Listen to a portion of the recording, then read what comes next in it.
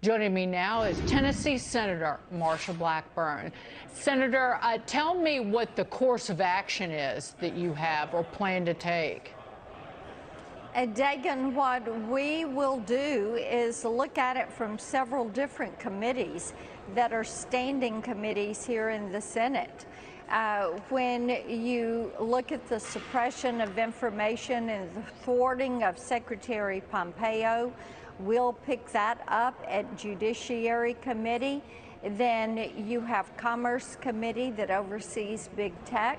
And when you find out and see this email trail between Dr. Fauci and his team and Mark Zuckerberg and his team, where they're really running a PR strategy and cherry picking data and stats to build a narrative that they want to say Dr. Fauci was covering himself and protecting himself, not the American people.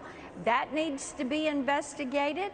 What happened with his agency in the Wuhan lab, that needs to be investigated. Of course, if there was a lab leak, why the investigation from State Department was thwarted. So you've got a myriad of oversight committees that need to be involved in figuring out that is the course of action, getting to the bottom of this. And why did they choose, when they knew it could have been a lab leak, to hide it from the American people?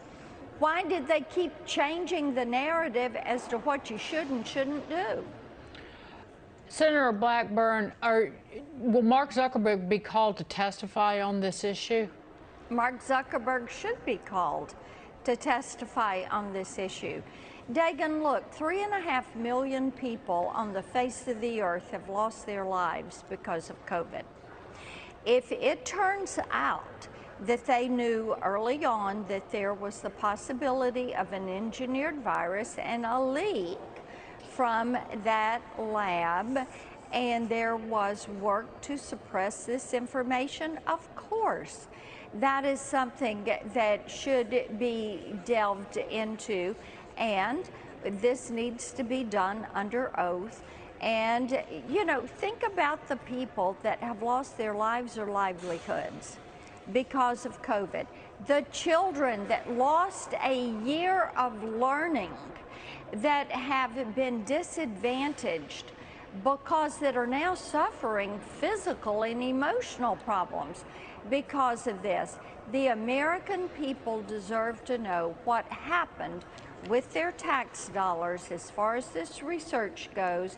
They deserve to know what Dr. Fauci, the highest paid federal employee we have, what he did, and what kind of information he covered up, and what he chose to expose and why. And the bigger issue, Senator Blackburn, you know this better than anybody, is the Section 230 liability protection that all these social media platforms have.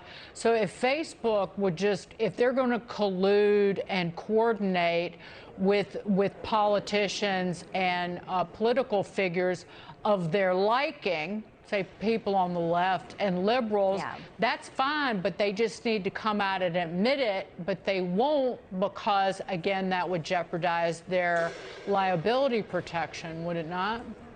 Well, it would, and that is why, as you well know, I started 3 years ago trying to reform Section 230 to remove those protections from big tech and reserve them for new entrants. And that has to be done. The virtual youth protection agenda, looking at privacy, data security, antitrust, and Section 230 reform, these are things I think you'll see us make some headway this year. But this may be the straw that breaks the camel's back, if you will, when it comes to big tech and how they overreach. The fact that Mark Zuckerberg contacted Dr. Fauci and said, hey, buddy, I want to help you with this.